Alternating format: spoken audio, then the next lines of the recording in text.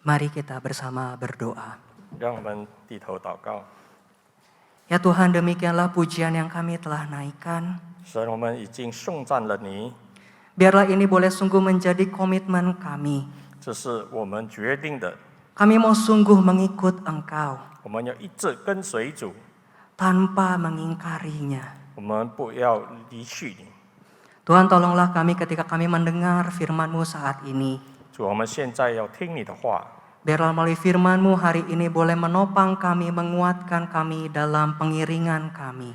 恳求主借着你的话坚固我们，使我们继续的跟随你。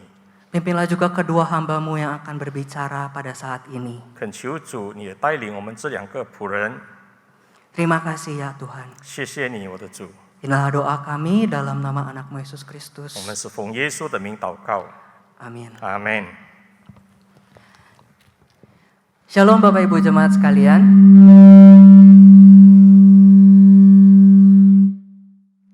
弟兄姊妹平安。 Pada saat ini, hari ini kita akan merenungkan satu tema, yaitu memilih puas di dalam Kristus. 今天我们的题目就是在基督里面满足。 Mari saat ini kita akan membaca dua teks yang menjadi dasar perenungan firman Tuhan kita.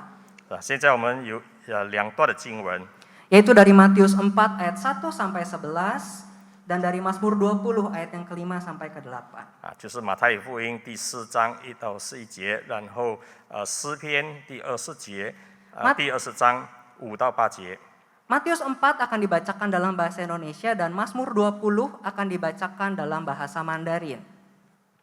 这个华语是用正念诗篇而已。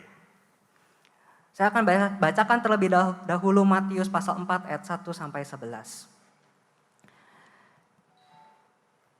Demikian firman Tuhan.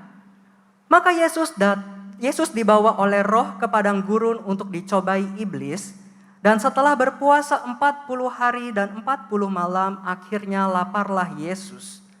Lalu datanglah si pencoba itu dan berkata kepadanya, "Jika engkau anak Allah, perintahkanlah supaya batu-batu ini menjadi roti." Tetapi Yesus menjawab, "Ada tertulis manusia hidup bukan dari roti saja, tetapi dari firman yang keluar dari mulut Allah." Kemudian iblis membawanya ke kota suci dan menempatkan dia di bubungan bait Allah, lalu berkata kepadanya, "Jika engkau anak Allah, jatuhkanlah dirimu ke bawah, sebab ada tertulis mengenai engkau, ia akan memerintahkan malaikat-malaikatnya, dan mereka akan menatang engkau di atas tangannya, supaya kakimu jangan terantuk batu." Yesus berkata kepadanya, "Ada pula tertulis, janganlah engkau mencobai Tuhan Allahmu." Dan iblis membawanya pula ke atas gunung yang sangat tinggi dan memperlihatkan kepadanya semua kerajaan dunia dengan kemegahannya. Dan berkata kepadanya, "Semua itu akan kuberikan kepadamu jika engkau sujud menyembah aku." Maka berkatalah Yesus kepadanya, "Enyahlah iblis, sebab ada tertulis, engkau harus menyembah Tuhan Allahmu, dan hanya kepada Dia sajalah engkau berbakti." Lalu iblis meninggalkan dia dan lihatlah, malaikat-malaikat datang melayani Yesus. 诗篇20篇从第4到第8节，将你心所愿的赐给你，成就你一切的筹算。我们要因你的救恩夸胜，要奉我们神的名建立圣旗。近期，愿耶和华成就你一切所求的。现在我知道耶和华救父他的受膏子，必从他的圣天上应允他，用右手的能力救父他。有人靠吃，有人靠马，但我们要提到耶和华我们的神的名，他们都齐齐扑倒，我们却起来立的正直。 Sampai sedemikian jauh pembacaan firman Tuhan. 神的话到此为止。 Bapak Ibu Saudara sekalian, sebuah pertanyaan untuk mengawali khotbah kita hari ini. 今天一个开始是 Apa hal terbesar yang menyetir hidup manusia? 到底是什么最大的事情呢？来操控我们的生活？ Apa hal terbesar yang menyetir hidup manusia setiap kita saat ini? 到底是什么东西呢？每一个时刻都在操控着我们的生命。Jikalau kita mau bertanya pada diri kita masing-masing saat ini, mungkin akan ada jawaban yang beragam. 如果我们每一个人扪心自问的话，你会得到不同的那个答案。 Bagi yang masih bersekolah mungkin akan menjawab dengan menyebutkan cita-citanya sebagai tujuan hidupnya. 那些正在读书的，他们可能说啊，这是我所愿望的。 Mungkin ya kalau bagi yang baru lulus, mungkin akan menjawab sedang mencari kestabilan, kemapanan hidup. 那可能那些已经毕业了的，他说我正在追求一切更好层次的事情。 Itulah yang menjadi tujuan yang menggerakkan hidupnya. 那这就是推动他生活的目的。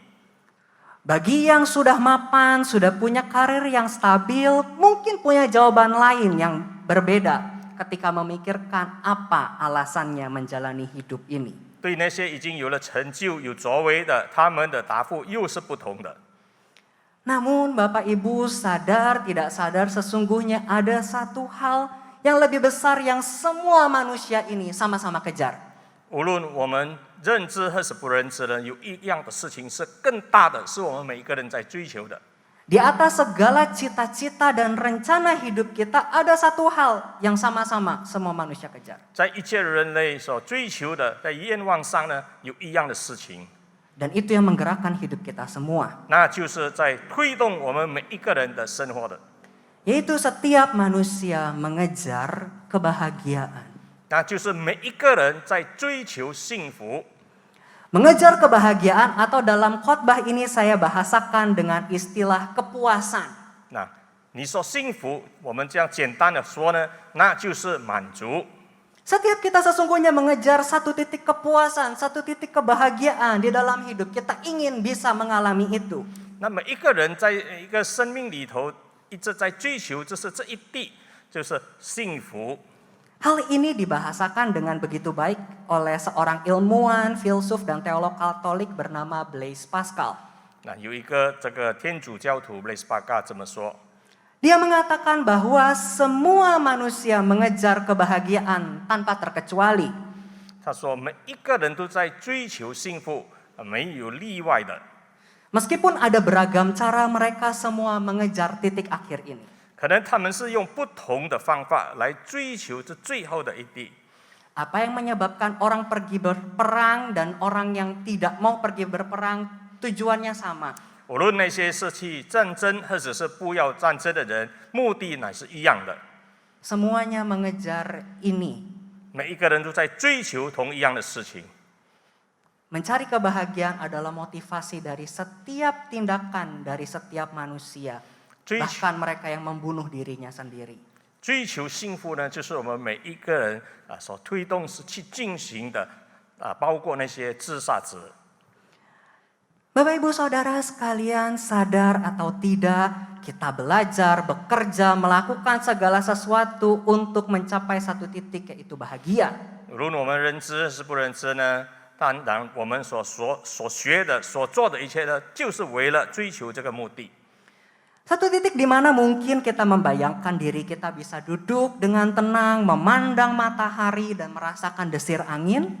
那这一点滴呢，就好像你坐下来了，看那个美丽的朝阳，听到了呢索索的风声， Dan kemudian bisa berkata, this is the good life, inilah hidup yang indah. 那时候可能你就会说呢，这是最美好的生命了。 Namun kenyataannya, sudahkah kita sampai ke titik kepuasan ini? 但是的现实是不是你已经达到了这一点一滴呢？ Atau haruskah kita menunggu sampai di ujung maut baru bisa kita mengalami titik puas seperti demikian? 何时要直到我们靠近了那个死亡的源头，才会接纳到这个幸福的点滴呢？ Atau pertanyaan yang paling penting adalah bisakah manusia merasakan titik kepuasan itu? 何时人能够感受到吗？这个幸福的点滴呢？ Maka hari ini kita mau sama-sama belajar tentang bagaimana kita bisa mengalami kepuasan itu. 那么今天我们就要学习呢，什么叫做满足？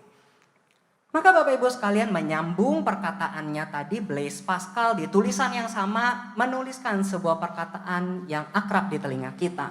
然后 Blaise Pascal 又再写了一些我们可以听到的。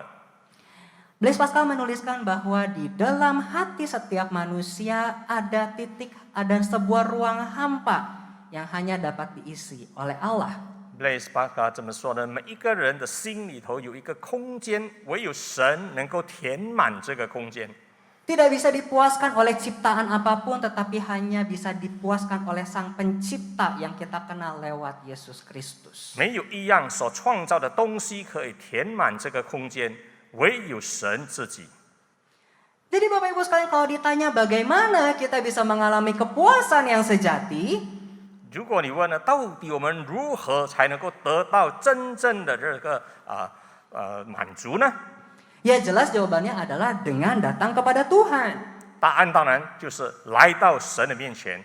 Tapi sekarang pertanyaannya, kenapa manusia tidak bisa atau sulit untuk menjadikan Tuhan sebagai sumber kepuasan yang sejati?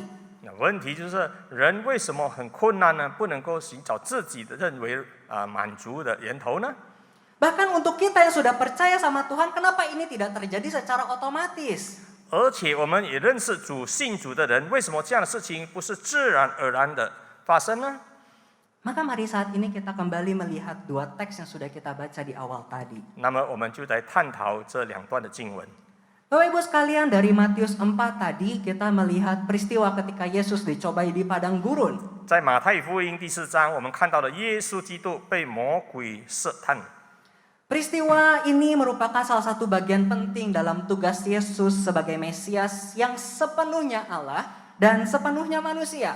对耶稣来说，他是一个人，也是神，这个过程是非常重要的。 Ini bukan sebuah kisah simbolis atau alegoris, tetapi ini memang kisah peristiwa yang sungguh-sungguh Yesus alami dalam perjalanannya menyelesaikan misinya sebagai Mesias. 这个旷野受试探，并不是一个象征性的故事，乃是一个真正发生过的事情。 Dan singkatnya, setelah berpuasa, iblis hadir mencobai Yesus dalam 3 aspek. 那么魔鬼在3个方面呢，在试探主耶稣。 Pertama, iblis menggoda dalam aspek kebutuhan fisik. 第一，魔鬼试探主耶稣基督对于物质的需要。 Godaan yang pertama yang dihadapi Yesus adalah tentang bagaimana ia menggunakan kuasanya untuk melihat apakah Yesus akan memenuhi kebutuhan material untuk dirinya sendiri. 魔鬼试探要看耶稣是不是能够用自己的能力呢，去制造他所需要的事物等等。 Nah, akhirnya kita tahu Yesus menolak kesempatan untuk memuaskan rasa laparnya meskipun dia telah berpuasa 40 hari 40 malam. 但是耶稣拒绝魔鬼，他虽然已经禁食40周天了。 Ini menunjukkan bahwa Yesus tidak peduli, bisa tidak peduli dengan hal-hal materi, tetapi ia bisa menemukan kepuasan dengan makanan rohani yang diberikan oleh Tuhan. 这个告诉我们说呢，耶稣对这个物质方面的事情没有看重，他看重的呢是属灵方面的事情。 Yang kedua, iblis mencoba Yesus untuk menggunakan kuasanya bagi keuntungan diri. 第二，魔鬼挑战耶稣呢，就是利用所有的一切资源来满足自己。 Yesus diperintahkan untuk melemparkan dirinya dari bubungan bait Allah. 他吩咐耶稣从这个至高楼上跳下去吧。 Sekali lagi tantangan bagi Yesus adalah untuk menyalahgunakan kekuasaannya. 他挑战耶稣来借用他的权柄。 Tapi iblis juga meminta Yesus untuk membuktikan bahwa dirinya adalah Mesias dan kalau ternyata Tuhan benar-benar peduli padanya. 魔鬼也挑战耶稣来证明他是真的被上帝所看重、所认知的。 Jadi tantangan ini berbicara soal mencari pengakuan atas identitasnya. 这个挑战当然是为了证明耶稣基督真正的身份。 Kemudian tantangan yang ketiga, iblis mencobai Yesus untuk berkompromi dengan iblis dan kenikmatan dunia. 第三的挑战是要主耶稣与魔鬼合作，来满足他自己对世上所有一切的享受。 Godaan ini menguji pengabdian Yesus kepada Tuhan dan juga keinginannya akan kekuasaan politik.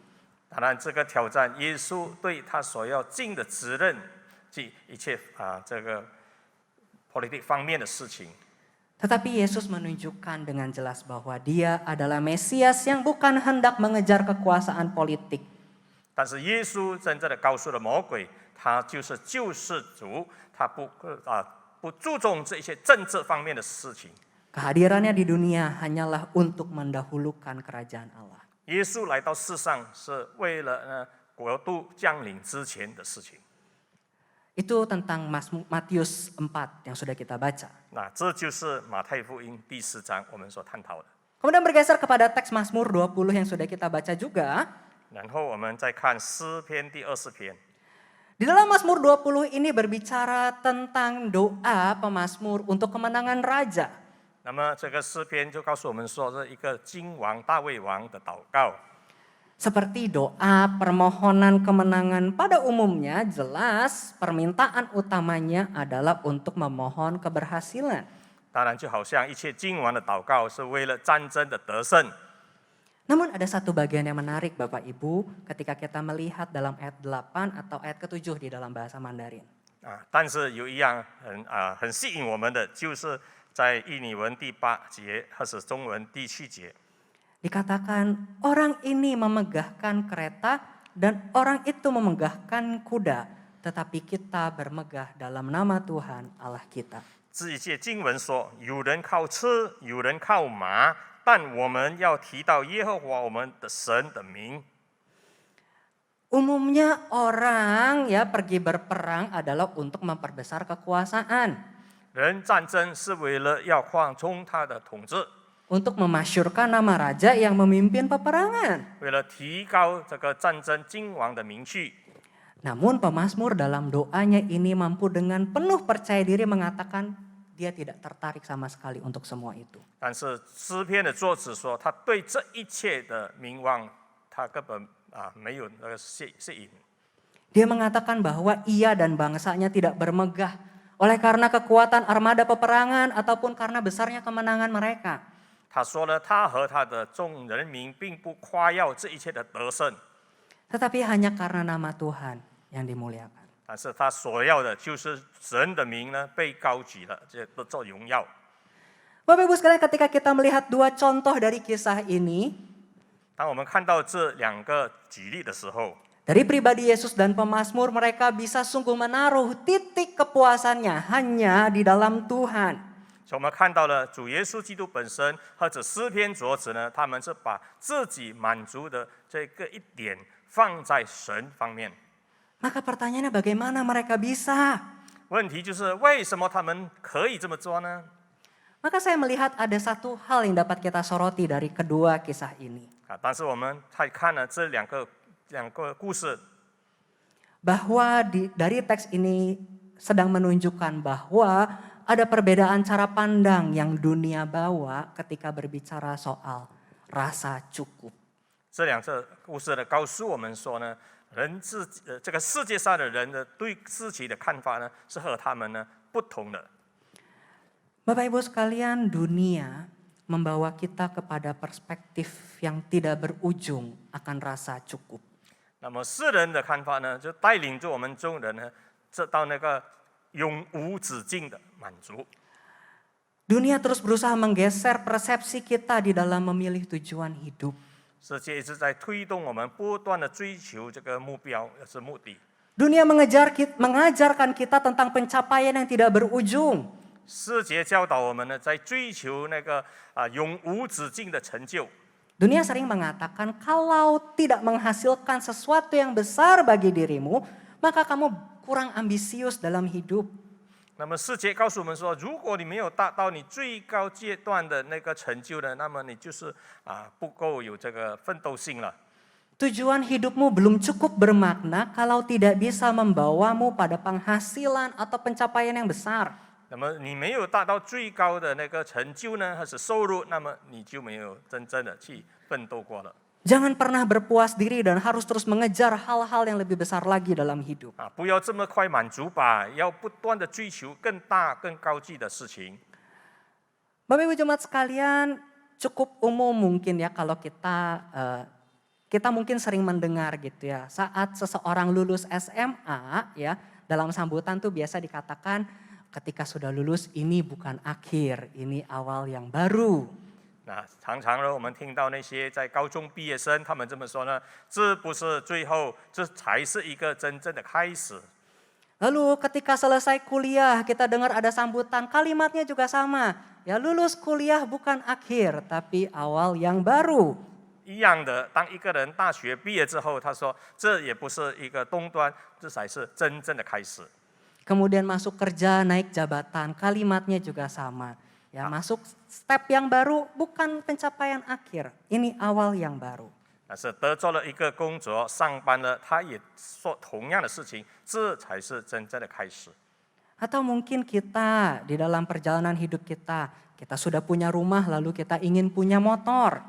我们人在这个世上得做了这个屋子、房子，然后又想要有汽车， Sudah punya motor ingin punya mobil.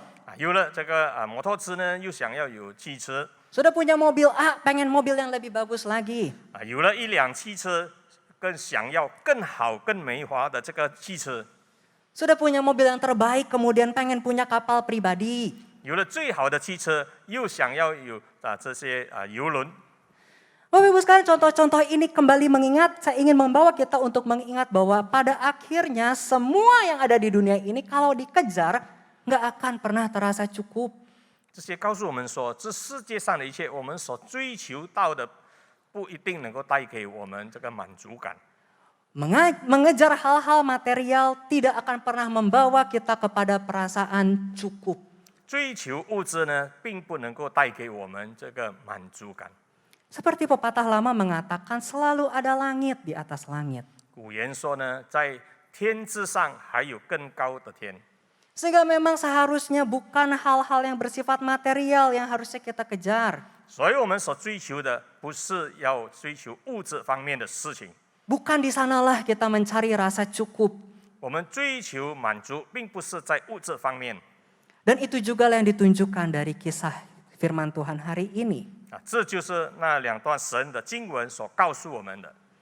Dari Matius yang keempat, 马太第4章， satu hal yang perlu digarisbawahi ketika Yesus menolak permintaan pertama iblis, 就告诉我们说，当耶稣第一次拒绝魔鬼的要求的时候， Yesus tidak sedang mengklaim bahwa kita sama sekali nggak butuh roti. 耶稣并不是表示我们人不需要食物， Tetapi bahwa kita tidak hanya hidup dari roti saja.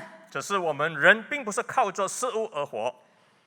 Kita harus memiliki roti, tetapi ada kebutuhan yang lebih dalam yang hanya bisa dipenuhi oleh firman Tuhan. 我们虽然需要这个食物，但是有更深层方面的事情是需要神的话。 Yesus sebagai manusia, dia lapar, dia butuh makan. 耶稣成为人的时候，他是会饥饿的，他也需要吃。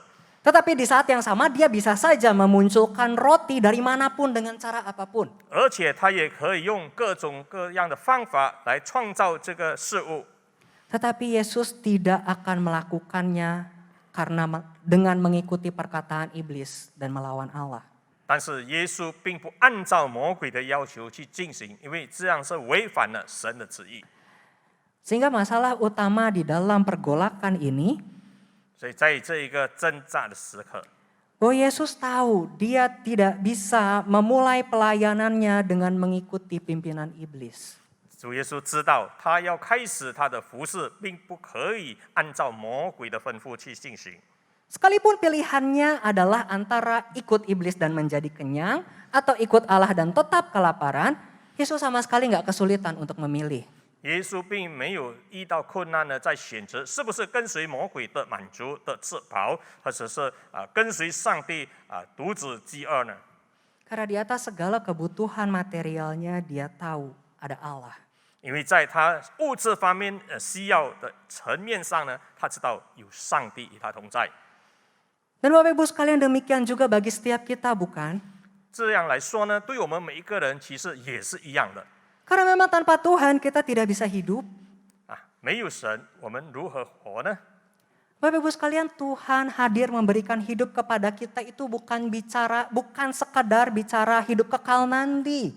神给予我们生命，并不是说给我们永生的生命而已， Tetapi juga berbicara soal hidup kita secara lahiriah yang penuh saat ini. 但是神所给予的生命乃是此刻、此时我们活着的生命。 Kita nggak bisa hidup tanpa Tuhan. 我们不能够活，如果没有神与我们在一起。Memang Bapak Ibu sekalian gitu ya, kita lihat orang yang tidak percaya kepada Tuhan itu tidak langsung mati gitu ya, kesambar geledek ketika nggak mau percaya Tuhan. Enggak, 当我们看到那些不信神的人，当然他们不是即刻的死亡， masih bisa hidup bergerak. 他们当然还是活着，可以行动。 Tetapi berapa banyak kita menemukan manusia hidup akhirnya seperti zombie. 但是我们能够发现到好多人活着，但是他们在形式上就好像那些干尸一样拥蔽。 Berjalan, bergerak, tapi hampa. 他们虽然是在行动，但是在里面是空虚的， Tidak mengalami kepenuhan hidup dan kepuasan yang sejati dalam hidupnya. 他们没有得着满足，也没有得着他们所想要的幸福。 Dan Bapak Ibu sekalian, kalau kita juga melihat dari Mazmur 20, 可是当我们看这个诗篇第20篇的时候， pemazmur menunjukkan bahwa di saat bangsa-bangsa berlomba memegahkan kekuatan, terus mengejar kekuatan yang lebih besar, tidak demikian dengan pemazmur dan bangsanya. 这个诗篇作者告诉我们说，当每一个人都在追求更好的享受的时候，他这个诗篇作者是不这么做的。 Pemazmur memilih untuk tidak mencari kemegahan, kebesaran, dan kenyamanan yang bersifat fisik. 诗篇作者不追求那些名气，也不追求一切物质上的享受， Karena sama seperti kebutuhan material yang tadi sudah kita bicarakan, mencari keamanan secara fisik juga sama, nggak ada ujungnya. 因为追求物质上的享受呢是没有止境的。 Mencari kepuasan dari keamanan secara fisik semata itu nggak akan pernah ada akhirnya. 在追求物质方面的这个满足也是没有止境的。 Berbicara di dalam konteks pemazmur saat itu, 那么诗篇的作者所注重的是什么呢？ ketika di dalam konteks militer dan pertahanan, 就是当我们探讨这个军事方面和这个兼顾方面的事情， mau sekuat apapun pasti ada bangsa yang lebih kuat, bukan? 无论我们多么的强壮，乃至有比我们更强壮的族类， Maka kalau kita juga saat ini sibuk mencari keamanan dan kenyamanan dan keamanan jasmani, nggak akan pernah ada ujungnya dan hanya akan melelahkan jiwa kita dalam pencarian. 如果我们在寻求呢，我们这个人生的安全呢，或者是物质的方面的满足呢，这是没有止境的。 Begitu banyak cara dunia mencari keamanan. 那么事实上是有很多方面在追求这个安全感的。 Zaman sekarang teknologi berkembang dan orang mulai menciptakan berbagai bangunan yang paling aman. 世上的高科技带来了人家创造最安全的那些建筑物， Orang-orang membuat rumah anti gempa. 他们建造了这些防大地震的这个房屋， Tapi ternyata rumah anti gempa itu tidak anti banjir. 但是那个防震的物质呢，并不能够预防水灾。 Terus bikin rumah yang anti banjir, kemudian apakah kuat melawan gunung meletus? 但是防水灾的房子是不是能够防那个火山的爆发呢？ Ketika sudah berhasil membuat semua itu, kemudian melihat lagi ada angin topan, ada meteor, gimana lagi cara melindungi diri? 然后还有这个飓风啦、风暴雷霆啦等等。 Akhirnya kalau kita hanya disibukkan mengejar keamanan yang bersifat fisik semata, nggak akan pernah kita menemukan titik di mana kita merasa puas. 如果我们不断的追求在这个世上的安全感，我们根本找不到这个满足的一点。 Memang tidak ada salahnya begitu ya kita mencari keamanan gitu ya, kita meningkatkan kesejahteraan hidup, nggak ada salahnya. 追求安全，提高我们本身的生活方面呢所需要的是没有错的。 Tetapi jangan sampai itulah yang menjadi goal besar dalam hidup kita. 但是呢，不可以让这一些事情变成我们人生最大的目标。 Pemazmur dapat dengan sungguh melihat hal itu. 诗篇作者很容易的看到了这一回事。 Untuk hidup, jaminan kekuatan fisik, keamanan lahiriah, memang kita perlu semua itu untuk bisa bertahan hidup.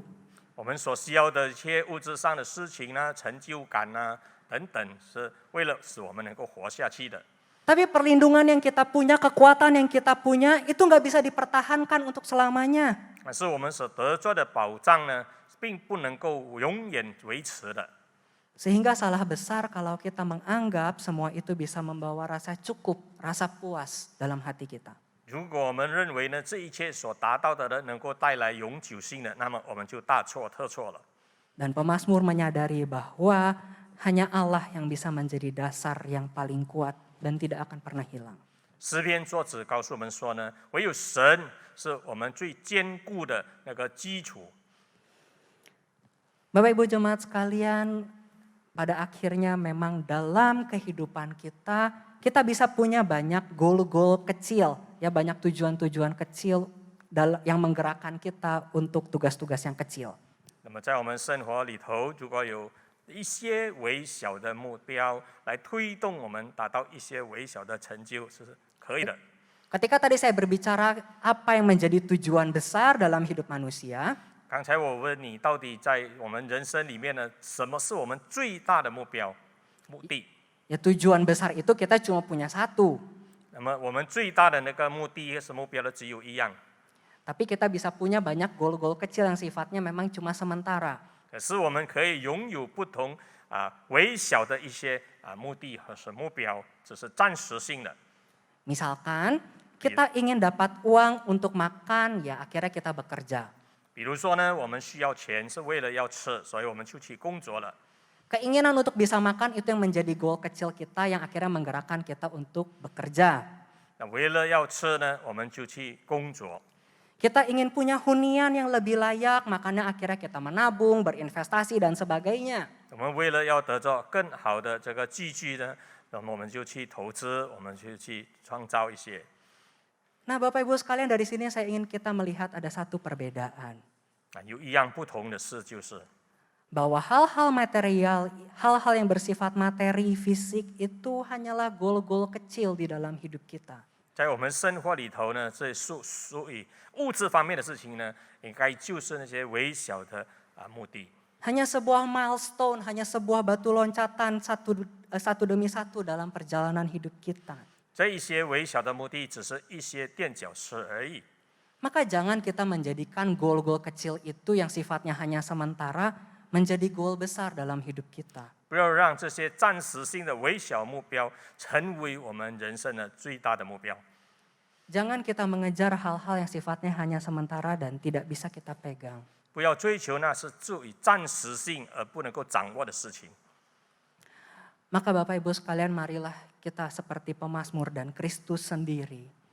将我们成为诗篇的作者，或者像耶稣一样， Kita memilih kepada hal apa kita menaruh rasa puas kita. 到底我们选择什么呢？来成为我们的满足呢？ Bapak Ibu sekalian, memilih puas di dalam Kristus itu tidak sama dengan menurunkan standar kepuasan.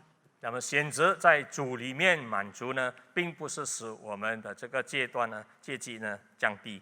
Memilih puas dalam Kristus itu bukan artinya kita menurunkan standar kepuasan kita, tetapi sesungguhnya kita sedang menaruh standar kepuasan kita pada hal yang tepat. 其实呢，靠着主满足，就是使我们的这个人生的满足感呢，达到了一个对的阶级。 Kita memilih puas dalam Kristus itu bukan bentuk karena kita sudah pasrah, tidak bisa dapat apa yang kita inginkan. 我们选择在主里面满足，并不是因为我们在外面呢达不到我们所要的满足， Tetapi kita memilih puas dalam Kristus karena memang hanya itu yang kita inginkan. 这乃是因为我们自己愿意的在主里面满足。 Maka saat ini, apa yang selama ini Anda anggap memuaskan jiwamu? 那么这一些时间里面，到底你拿什么东西来成为你的满足呢？ Dan setelah mendengar perenungan ini, mampukah setiap kita mau berkomitmen dan hingga akhirnya dapat mengatakan asal Tuhan ada, sudah cukup. 是不是我们每一个人听了这一段的信息之后，我们可以决定呢？只要有主，我们就可以满足。 Mampukah kita pada akhirnya mengatakan asal Tuhan ada, cukup. 那么最后我们可以说呢，只要有神与我们同在，一切都足够了。Bapak Ibu Saudara sekalian, dalam sebuah perkataan populer yang sudah sering kita dengar tentang tujuan akhir hidup manusia. 有一个关于人结束的那个名言， Kita semua tahu bahwa tujuan akhir manusia adalah untuk memuliakan dan menikmati Tuhan selamanya. 那么人的最后就是为了要荣耀主，或者是享受神本身。 Namun satu hal yang menarik dari pernyataan ini, 那么有一个很显明的， seorang penulis Kristen bernama John Piper menggarisbawahi beberapa kata di dalam pernyataan ini. 一个基督徒名叫 John Piper 的这么写着说， Dalam bukunya Desiring God, John Piper mengatakan bahwa what is the chief end of man? 人问他到底人类的终端是什么呢？ Dan dari jawaban man's chief end is to glorify God and enjoy Him forever. 那就是呢，为了荣耀神而永远的享受神的同在。 Dia menemukan satu hal yang menarik ketika pertanyaan dan jawaban itu dengan jelas ditulis apa chief end, tujuan akhir dalam bentuk tunggal. 那么他告诉了我们说，就是到底人生的最后的那个终点是什么呢？ Apa tujuan akhir, bukan apa tujuan-tujuan akhir. 那么到底我们最后的目的或是目标是什么呢？ Dan jawabannya adalah untuk memuliakan dan menikmati. 当然就是荣耀神和享受神本身。 Dan biarlah ini yang sungguh-sungguh juga menjadi tujuan hidup kita. 我愿意这些成为我们人生真正我们追求的。 Dan ini bukan dua buah tujuan yang terpisah. 这并不是两个不一样的这个目的。 Memuliakan dan menikmati Tuhan itu adalah satu tujuan. 荣耀神、享受神乃是一样的目的， Untuk bisa memuliakan dan menikmatinya. 乃是能够享受神，也能够荣耀神。 Dan John Piper merumuskan perenungannya ini dalam satu kalimat. John Piper 把它写成一段的句子。 Dia mengatakan bahwa Allah paling dimuliakan dalam kita ketika kita sungguh puas di dalamnya. 那就是当我们在神里面觉得满足的时候呢，神就得着了荣耀。 Kita bisa sungguh memuliakan Dia ketika kita bisa sungguh-sungguh puas di dalam Dia. 我们可以真正的荣耀神，当我们能够满足在神里面的时候。 Bapak Ibu sekalian, ini bukan berbicara soal seberapa banyak yang kita capai dalam hidup kita. 这并不是关于到底我们在人生里面达到了什么阶段或是什么成就了， Seberapa banyak pelayanan yang kita kerjakan. 或者是多少的服事我们已经达到了。 Tetapi yang paling penting adalah berbicara seberapa dalam engkau menikmati relasimu bersama dengannya. 但是最重要的就是到底你与神之间的关系有多深呢？ Harta tahta itu tidak akan ada habisnya kalau dikejar. 我们的这个王位呢，或者是财富呢，是没有止境的。 Bukan hanya tidak akan ada habisnya, tetapi juga tidak lama habisnya. 虽然不只是永无止境，也是不能够永远维持的。 Itu semua berlalu begitu cepat dan tidak akan pernah bisa memuaskan jiwa kita. 一切都好像过眼云烟一样，不能够满足我们的人生。 Maka mari arahkan seluruh dirimu pada hal yang pasti memuaskan jiwamu. 那么我们要寻找的乃是可以真正满足我们的身心灵的， Yang tidak akan pernah berlalu. 是没有不见掉的， Dan yang tidak akan pernah meninggalkanmu. 而且没有离弃我们的， Yaitu Kristus. 那就是基督本身。 Mari kita bersama berdoa. 让我们祷告。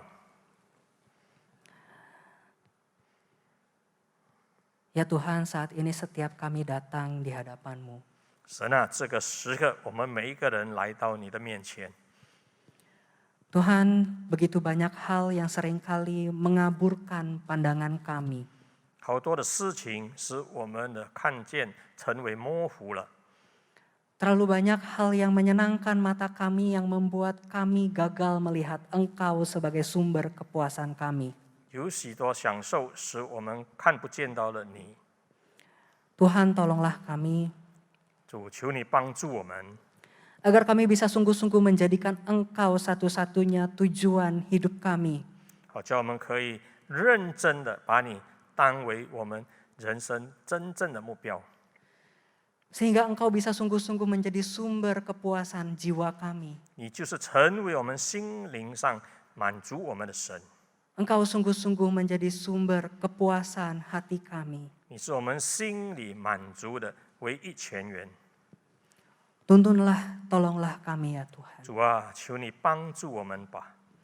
Hanya dalam nama anak-Mu Yesus Kristus kami berdoa. 我们是奉你的儿子耶稣基督的名祷告的， Amin. 阿门。